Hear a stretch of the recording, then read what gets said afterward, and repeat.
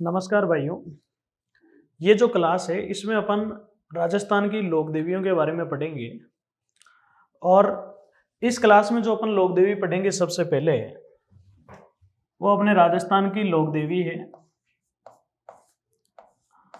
और इसका नाम है जीर्ण माता। भाई अपने राजस्थान की एक लोक देवी, और लोक देवी कौन सी माता है? जीर्ण माता। जीर्ण माता के बारे में आपको ध्यान रखना है कि जीर्ण माता का मंदिर रेवासा सीकर में है। भाई ये जो जीर्ण माता है इनका मंदिर रेवासा में है, और रेवासा कहाँ पर है? सीकर में है।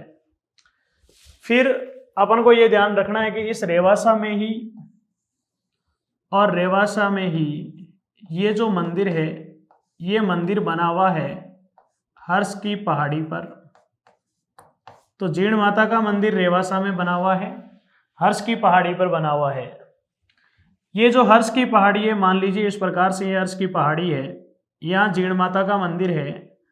आगे इस पहाड़ी के ऊपर एक शिखर है और उसे कहते हैं काजल शिखर, और इस काजल शिखर पर जीर्ण माता के भाई का मंदिर बना हुआ है, और जीर्ण माता के भाई का नाम क्या है? हर्ष। तो अपन ध्यान रखेंगे कि जीर्ण माता का मंदिर हर्ष की पहाड़ी रेवासा सीकर में, और इसके अलावा इसी हर्ष की पहाड़ी पर ये जो काजल शिखर है इसके ऊपर मंदिर किसका बना हुआ है? हर्ष का बना हुआ है, जो जीर्ण माता का भाई था। जीर्ण माता का मंदिर तो रेवासा में है, लेकिन अपन को ध्यान रखना है कि जीर्ण माता का जन्म गांगू गांव में हुआ, और ये जो गांगू गांव है ये चूरू में है। तो जीर्ण माता का जन्म तो गांगू चूरू में हुआ, लेकिन इनका जो मंदिर बना हुआ है ये रेवासा में, और ये है सीकर में। जीर्ण माता के बारे में आपको ध्यान रहना चाहिए कि जीर्ण माता को शेखावाटी क्षेत्र की लोक देवी कहा जाता है। भाई शेखावाटी क्षेत्र की, और शेखावाटी क्षेत्र की जो लोक देवी कहलाती है वो जीर्ण माता है। और इसके अलावा जीर्ण माता को ही कहते हैं मधुमक्खियों की देवी। तो अपने राजस्थान में मधुमक्खियों की देवी जिस लोक देवी को कहेंगे वो लोक देवी कौन सी होगी? तो जीर्ण माता। तो ध्यान रखेंगे, एक तो शेखावाटी क्षेत्र की लोक देवी है, और इसके अलावा जीर्ण माता मधुमक्खियों की देवी है। फिर अपन को ध्यान रहना चाहिए कि जो जीर्ण माता है, जीर्ण माता का मंदिर, और जीर्ण माता का जो मंदिर है ये 1121 विक्रम संवत में बना था। भाई जिस विक्रम संवत में ये मंदिर बना हुआ है ये विक्रम संवत कौन सा है? 1121। और 1121 विक्रम संवत में जीर्ण माता का जो मंदिर है ये मंदिर हट्टड़ नामक व्यक्ति ने बनवाया, और ये जो मंदिर है ये मंदिर चौहान वंश के शासक पृथ्वीराज चौहान, और ये जो पृथ्वीराज चौहान है ये प्रथम है। अपन जो पृथ्वीराज चौहान पढ़ते हैं मुख्य रूप से वो तृतीय पढ़ते हैं, उससे ये पहले था। तो पृथ्वीराज चौहान प्रथम के काल में, और पृथ्वीराज चौहान प्रथम के काल में हट्टड़ ने ये जो जीर्ण माता है, जीर्ण माता का बनवा दिया था मंदिर। फिर अपन को ध्यान रहना चाहिए कि ये जो जीर्ण माता है, जीर्ण माता कुलदेवी, और जीर्ण माता कुलदेवी है मीणाओं की। भाई जो जीर्ण माता है, जीर्ण माता कुलदेवी किनकी है? मीणाओं की। और इसके अलावा जीर्ण माता आराध्य देवी है, और जीर्ण माता आराध्य देवी है चौहानों की। अपन ध्यान रखेंगे कि चौहान वंश की तो आराध्य देवी है, लेकिन मीणाओं की कुल देवी है। वह देवी जिसकी पूजा अपने कुल से करते हुए आ रहे हैं, मतलब अपने पूर्वज भी उसकी पूजा कर रहे थे, अपन भी कर रहे हैं, वो कुल देवी है। अब मान लीजिए आपकी कुलदेवी जीर्ण माता है, आप कोई दिन करणी माता के मंदिर में गए और आपको ऐसा लगा कि मुझे करणी माता की भी पूजा करनी चाहिए, तो करणी माता आपकी कुलदेवी नहीं हो सकती, वो आपकी होगी आराध्य देवी। और कुलदेवी तो कौन सी माता रहेगी? जीण माता। उसी प्रकार ध्यान रखना है कि जीण माता कुलदेवी तो मीणाओं की है, लेकिन आराध्य देवी किनकी है? चौहान वंश की। अब ये जो चौहान वंश है, अगर ऐसे पूछा जाए कि चौहान वंश की फिर कुलदेवी कौन सी है, तो भाई चौहान वंश की जो कुलदेवी है ये है शाकंभरी माता। चौहान वंश की कुलदेवी अगर पूछा जाए तो कौन सी माता है? शाकंभरी माता, जो अपन आगे पढ़ेंगे सांभर में मंदिर बना हुआ है। एक बार वापस समझेंगे, अपन राजस्थान की एक लोक देवी की बात कर रहे हैं, और लोक देवी कौन सी माता है? जीण माता। जीण माता का जो मंदिर है ये रेवासा में है, और रेवासा कहाँ पर है? तो सीकर में। ये जो मंदिर है जिस पहाड़ी पर बना हुआ है उस पहाड़ी का नाम है हर्ष की पहाड़ी, और हर्ष की पहाड़ी पर एक काजल शिखर है, और इस शिखर पर जो मंदिर बना हुआ है वो किसका है? हर्ष का, जो जीण माता का भाई था। फिर अपन को ध्यान रहना चाहिए कि जीण माता का जन्म गांगू गांव में हुआ, जो चूरू में है। जीण माता शेखावाटी क्षेत्र की प्रमुख लोक देवी कह सकते हैं अपन, और इसके अलावा जीण माता को मधुमक्खियों की भी क्या कहते हैं? देवी कहते हैं। फिर आप ध्यान रखोगे कि जीण माता का जो मंदिर है ये 1121 विक्रम संवत में बना है। भाई ईस्वी आए तो विक्रम संवत 57 साल आगे चलता है। जैसे अभी विक्रम संवत 2078 है और ईस्वी 2021 है, तो विक्रम संवत कौन सा है? 1121। फिर सवाल आएगा कि भाई जीण माता का मंदिर बनवाया किसने? तो मंदिर बनवाने वाला कौन है? हट्टड़ है। किसके काल में बना? तो चौहान वंश के एक शासक के काल में बना, और वो है पृथ्वीराज प्रथम। फिर अपन को ध्यान रहना चाहिए कि जीण माता कुलदेवी किन की है? तो कुलदेवी मीणाओं की है। और जीण माता आराध्य देवी कौन से वंश की है? तो चौहान वंश की। फिर यहां से अपन ध्यान रखेंगे कि भाई चौहान वंश की अगर कुलदेवी पूछा जा रहा है तो कौन सी माता होगी? शाकंभरी माता। अपन एक लोक देवी की बात कर रहे हैं, और वो लोक देवी है जीण माता। भाई अपन जिस लोक देवी की बात कर रहे हैं वो लोक देवी कौन सी माता? जीण माता। सबसे पहले यहां पर आपको ध्यान रखना है कि ये जो जीण माता है, इस जीण माता के पहले बकरे की बलि दी जाती थी, लेकिन वर्तमान में इस पर रोक लगी हुई है। जीण माता के बाद में शराब चढ़ाई जाने लगी, लेकिन शराब चढ़ाने पर भी वर्तमान में क्या लगी हुई है? रोक। तो पहले बकरे की बलि देते थे जिस पर रोक लगी हुई है, इसके अलावा शराब चढ़ाने पर भी रोक लगी हुई है जीण माता के। फिर अपन ध्यान रखेंगे कि ये जो जीण माता है, जीण माता का मेला, और जीण माता का मेला एक वर्ष में 2 बार लगता है। भाई जीण माता का जो मेला है ये मेला एक वर्ष में कितनी बार लगता है? 2 बार। अब दोनों बार कब लगेगा?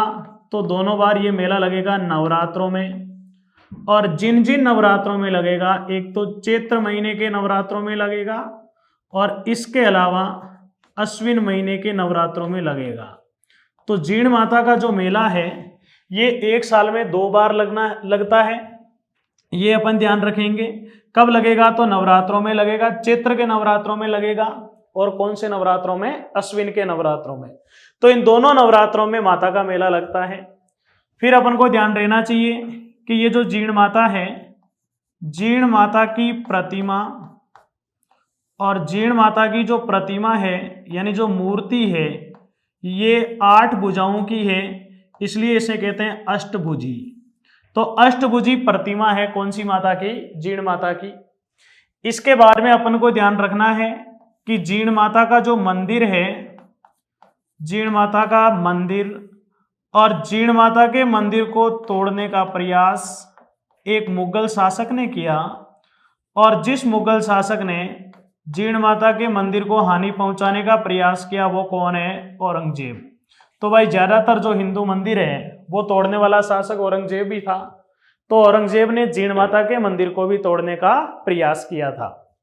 फिर अपन को ध्यान रहना चाहिए कि ये जो जीण माता है, जीण माता का गीत, और जीण माता का जो गीत है ये हमारे पूरे राजस्थानी साहित्य में, पूरे राजस्थानी साहित्य की अगर अपन बात करें तो पूरे राजस्थानी साहित्य में सबसे लंबा लोकगीत है। भाई राजस्थानी साहित्य में अगर सबसे लंबा लोकगीत पूछा जाए तो वो कौन सी माता का होगा? जीण माता का होगा। अब जीण माता का जो गीत है, ये गीत करुण रस से ओतप्रोत है। कहने का मतलब ये है कि ये जो जीण माता का गीत है, इस जीण माता के गीत में करुण रस से मतलब कि दया भाव वाला गीत है। तो एक प्रकार से दया भाव वाला गीत यानी करुण रस वाला जो गीत है वो कौन सी माता का है? जीण माता का। यहां से आपको एक ध्यान रखना है बात कि भाई कोई भी लोक देवी हो, कोई भी लोक देवी हो और कोई भी लोक देवी हो, उस लोक देवी का जो गीत होता है वो गीत कहलाता है चिरंजा। भाई किसी भी लोक देवी का जो गीत होता है उसे क्या कहते हैं? चिरंजा।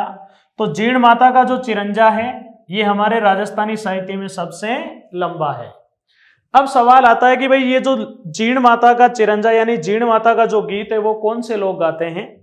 तो आपको ये ध्यान रखना है कि जीण माता का जो चिरंजा है इसको कनफटे जोगी गाते हैं। भाई ये जो गीत है इस गीत को गाते कौन है? कनफटे जोगी। ऐसे जोगी जो कानों में बड़ी बड़ी कुड़कियां पहनते हैं जिसके कारण उनके कान टूट जाते हैं, इसलिए उन्हें कनफटे जोगी कहते हैं। और कनफटे जोगियों द्वारा गीत गाया जाता है कौन सी माता का? जीण माता का। अगर कनफटे जोगियों की अपन बात करें तो ये जो कनफटे जोगी है ये केसरिया रंग के वस्त्र धारण करते हैं। भाई केसरिया रंग के वस्त्र धारण करते हैं कनफटे जोगी। और इसके बारे में अपन को ध्यान रखना है कि इन कनफटे जोगियों का जो प्रमुख वाद्य यंत्र होते हैं, भाई जिन वाद्य यंत्रों का प्रयोग करते हैं तो एक वाद्य यंत्र होता है सारंगी और इसके अलावा दूसरा जो प्रमुख वाद्य यंत्र होता है वो होता है डमरू। तो सारंगी और डमरू ये दोनों प्रमुख वाद्य यंत्र है कौन से जोगियों का? कनफटे जोगियों का, जो गीत गाते हैं जीण माता का। और किसी भी लोक देवी का जो गीत होगा उसे क्या कहेंगे? चिरंजा।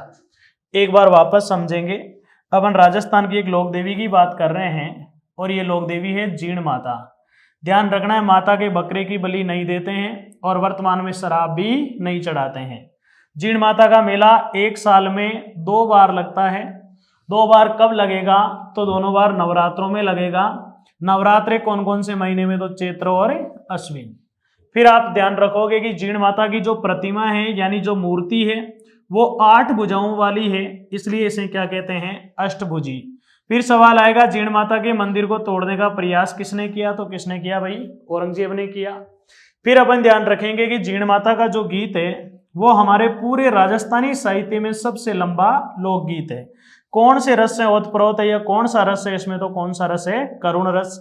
फिर अपन को ध्यान रखना है कि कोई भी लोक देवी हो और उसका जो गीत होता है उसे कहते हैं चिरंजा।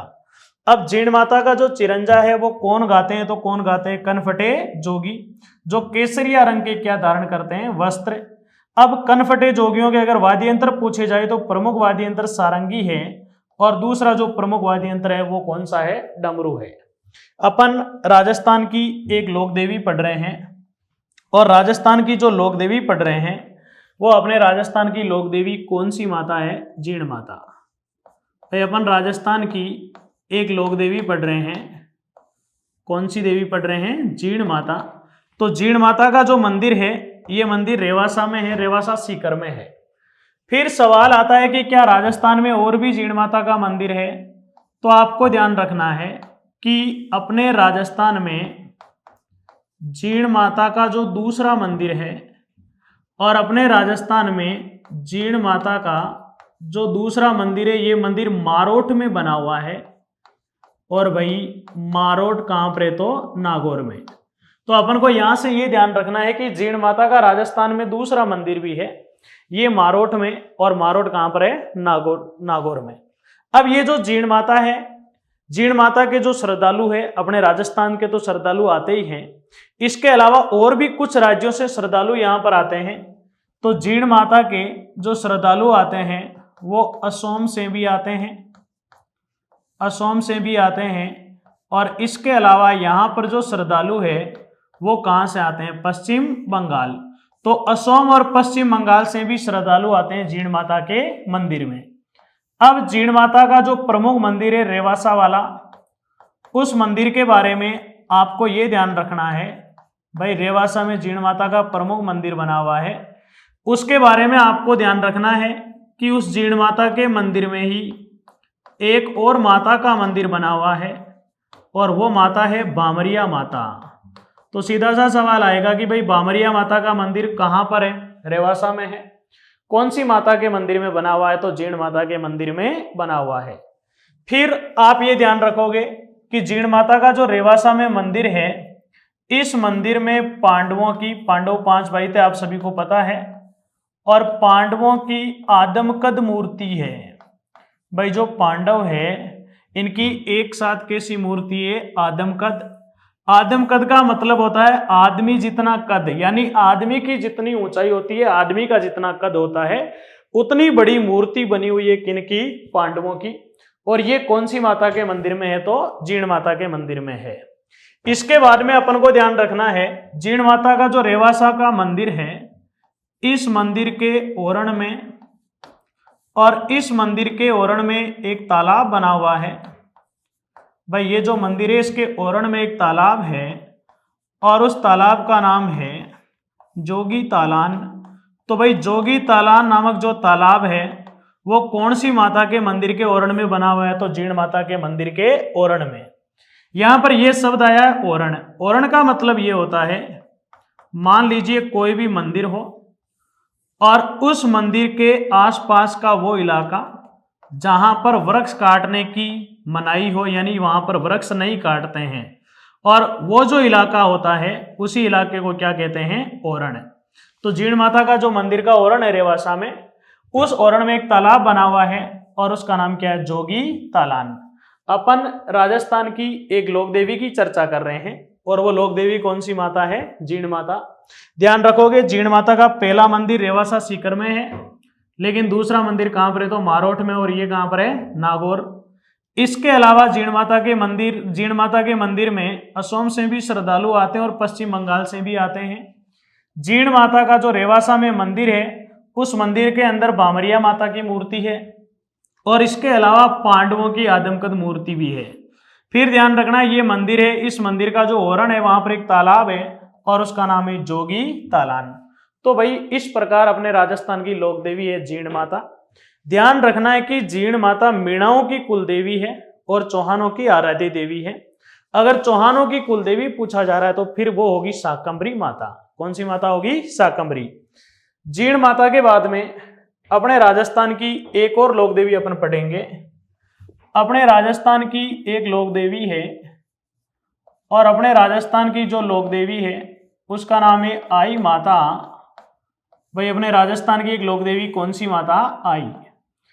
आई माता के बारे में सबसे पहले ये ध्यान रखना है कि भाई आई माता का जो मंदिर है ये मंदिर बिलाड़ा में है। आई माता का जो मंदिर है ये मंदिर कहाँ पर है? तो बिलाड़ा में। और बिलाड़ा कहाँ पर है? जोधपुर।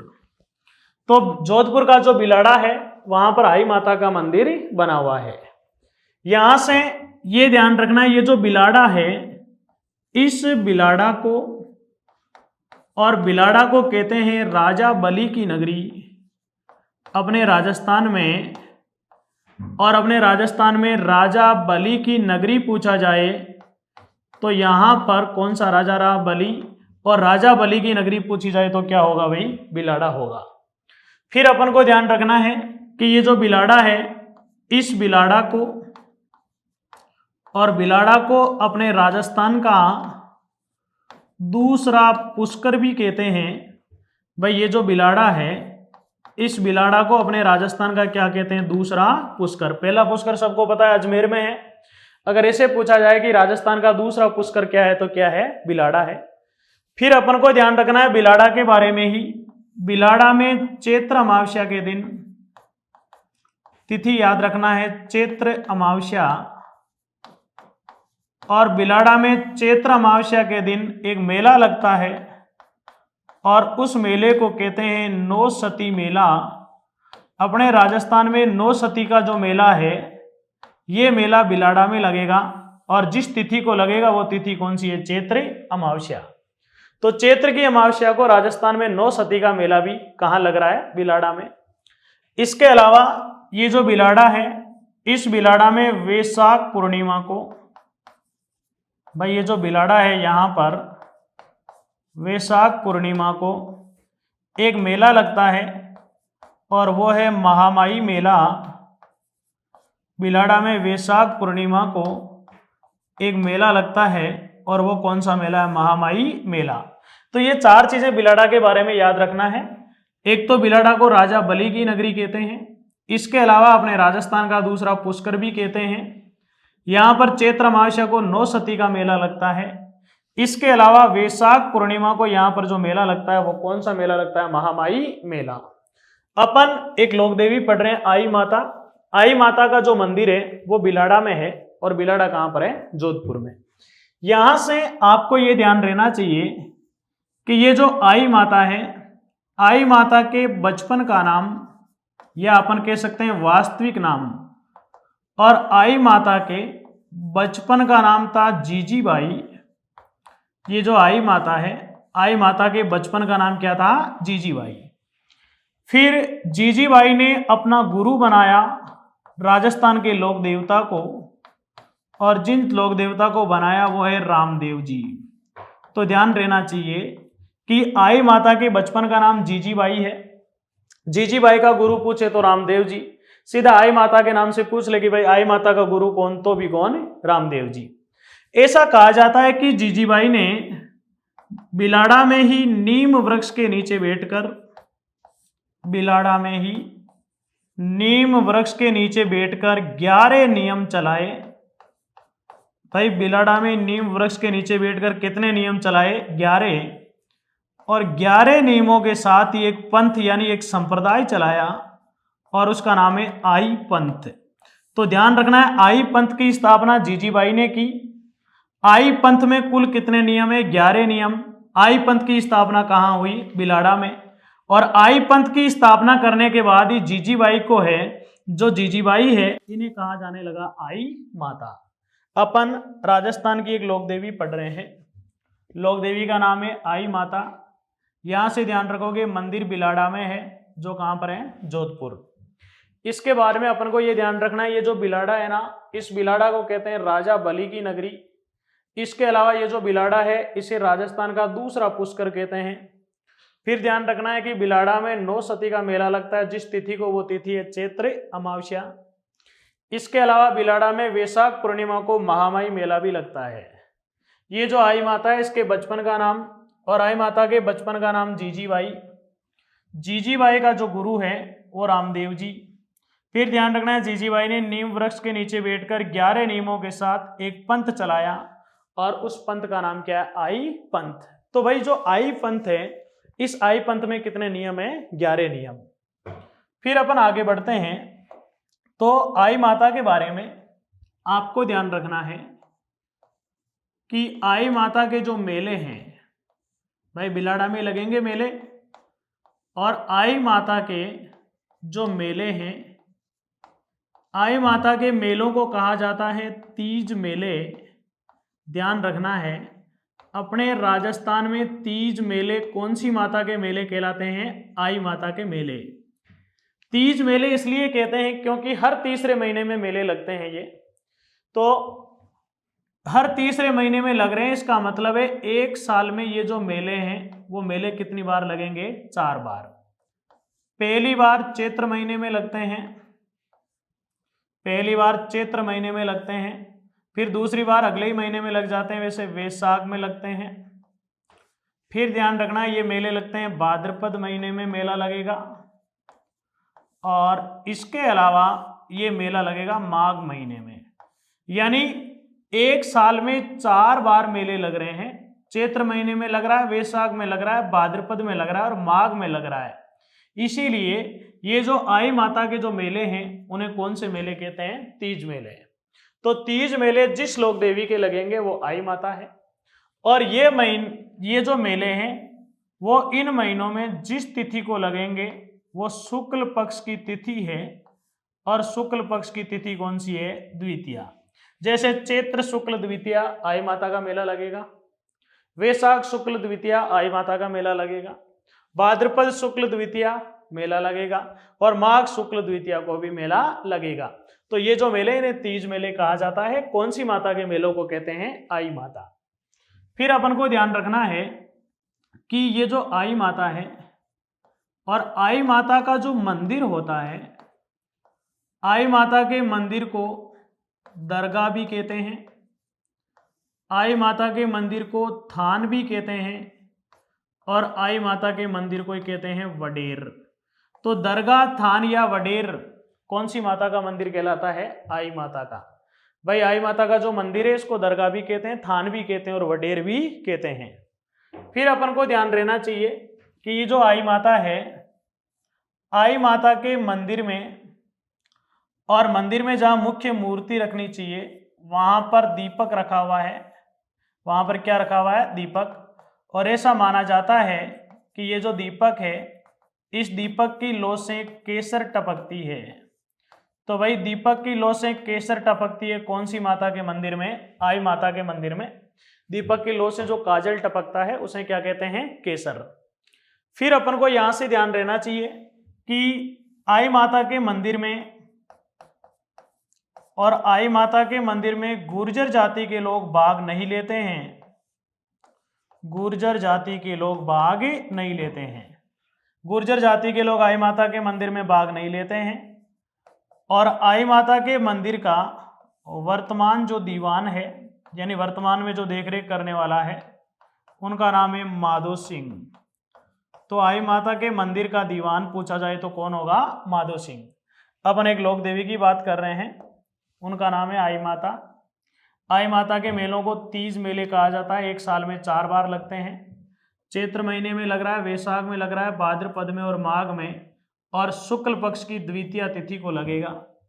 फिर ध्यान रखना है आई माता का जो मंदिर है इसे दरगाह कहते हैं, थान कहते हैं और वडेर भी कहते हैं। माता के मंदिर में दीपक की लौ से केसर टपकती है। इस मंदिर में गुर्जर जाति के लोग भाग नहीं लेते हैं। और यहाँ का जो वर्तमान दीवान है वो कौन है? माधो सिंह। अपन ने इस क्लास में राजस्थान की 2 लोक देवियाँ पढ़ी है। एक लोक देवी जीण माता और इसके अलावा एक लोक देवी कौन सी माता? आई माता। एक बार वापस पढ़ेंगे। जीण माता की अगर अपन बात करें तो जीण माता का जो मंदिर है रेवासा में बना हुआ है, ये सीकर में है। मंदिर जिस पहाड़ी पर बना हुआ वो हर्ष की पहाड़ी है। हर्ष की पहाड़ी के ऊपर एक काजल शिखर है और वहां पर जीण के भाई का मंदिर बना हुआ है, और जीण का भाई कौन था? हर्ष। फिर अपन को ध्यान रखना है जीण माता का जो जन्म है ये गांगू गांव में हुआ, और गांगू गांव कहाँ पर है? चूरू में है। जीण माता शेखावाटी क्षेत्र की प्रमुख लोक देवी है। और इसके अलावा जीण माता को मधुमक्खियों की देवी भी कहा जाता है। जीण माता का मंदिर 1121 विक्रम संवत में बना है। ईस्वी से 57 साल आगे चलता है विक्रम संवत। फिर ध्यान रखना है मंदिर का निर्माण करवाने वाला हट्टड़ है, लेकिन उस समय जो शासक था वो पृथ्वीराज चौहान प्रथम था। तो अपन ऐसा कह सकते हैं कि पृथ्वीराज चौहान प्रथम के काल में जीण माता का मंदिर बना। फिर आपको ध्यान रखना है जीण माता जो कुल देवी है मीणाओं की, और इसके अलावा ये जो आराध्य देवी है चौहान वंश की। अब चौहान वंश की कुल देवी पूछा जाए तो कौन सी माता है? शाकंभरी माता। फिर आप ध्यान रखोगे कि जो जीण माता है इसके मंदिर में बकरे की बलि नहीं दी जाती है, शराब चढ़ाने पर भी रोक है। मेला एक साल में कितनी बार लग रहा है? 2 बार। दोनों बार कब लगेगा? नवरात्रों में लगेगा भाई, चैत्र और कौन से? अश्विन। फिर आपको ध्यान रखना है जीण माता की जो प्रतिमा है अष्टभुजी है। इस मंदिर को तोड़ने का जो प्रयास है वो औरंगजेब ने किया है। इसके अलावा जीण माता का जो गीत है ये राजस्थानी साहित्य का सबसे लंबा लोकगीत है, करुण रस से ओतप्रोत है। कोई भी लोक देवी हो उसका जो गीत होता है उसे चिरंजा कहते हैं। अब चिरंजा जो जीण माता का चिरंजा है उसको गाने वाले कनफटे जोगी होते हैं जो केसरिया रंग के वस्त्र धारण करते हैं। अब इनके जो वाद्य यंत्र होते हैं वो सारंगी और कौन से होते हैं? डमरू। यहां से आप ध्यान रख सकते हो बकरे की बलि नहीं दी जाती है, शराब चढ़ाने पर भी वर्तमान में रोक है। लेकिन अपन को ध्यान रखना है पृथ्वीराज प्रथम के काल में ये मंदिर बना, लेकिन बाद में दिल्ली का एक शासक बना, और दिल्ली का एक शासक बना पृथ्वीराज चौहान तृतीय। ध्यान रखना है अजमेर का तो था ही था, इसके अलावा इसके काल तक जो राजधानी है वो राजधानी दिल्ली बन चुकी थी। भाई पृथ्वीराज चौहान तृतीय। पृथ्वीराज चौहान तृतीय, ये कहाँ का शासक बना? दिल्ली का। पृथ्वीराज चौहान तृतीय जब दिल्ली का शासक था तो उसने एक परंपरा चालू की और वो हर साल जीण माता के मंदिर में दीपक की ज्योति के लिए 1.25 मण तेल बेचता था। भाई हर साल जीण माता के मंदिर में दीपक जलाने के लिए 1.25 मण तेल आता था दिल्ली से, और ये काम शुरू करने वाला कौन था? पृथ्वीराज चौहान तृतीय। पृथ्वीराज चौहान तृतीय के बाद में मध्यकाल में ये जो कार्य है, मध्यकाल में ये कार्य आमेर के शासकों ने किया। भाई मध्यकाल में ये कार्य कहाँ के शासकों ने किया? आमेर के शासकों ने। और तब से लेकर आज तक ये परंपरा बनी हुई है, और परंपरा ये है कि जीण माता के मंदिर में प्रतिवर्ष केंद्र सरकार से दीपक की ज्योति के लिए 1.25 मण तेल आता है। तो प्रतिवर्ष केंद्र सरकार से दीपक की ज्योति के लिए 1.25 मण तेल आता है। वो कौन सी माता के मंदिर में आता है? जीण माता के मंदिर में आता है। ये लाइन आपको ध्यान रखना है। ये जो परंपरा है, ये शुरू करने वाला जो शासक है वो कौन था? पृथ्वीराज चौहान तृतीय। इसके बाद में अपन को ध्यान रखना है, राजस्थान में जीण माता का दूसरा मंदिर पूछा जाए तो मारोट में है, मारोट नागौर में है। जीण माता के मंदिर में श्रद्धालु आते हैं, असम से भी आते हैं और पश्चिम बंगाल से भी आते हैं।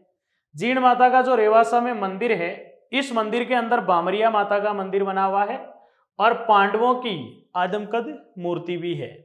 फिर ये जो मंदिर है, इसके ओरण में एक तालाब है और उसका नाम है जोगी तालान। फिर आप ध्यान रखोगे, राजस्थान की दूसरी जो लोक देवी है वो आई माता है, और आई माता का मंदिर बिलाड़ा में है भाई, और ये कहाँ पर है? जोधपुर। बिलाड़ा को राजा बलि की नगरी के नाम से जानते हैं। इसके अलावा इसे राजस्थान का दूसरा पुष्कर भी कहते हैं।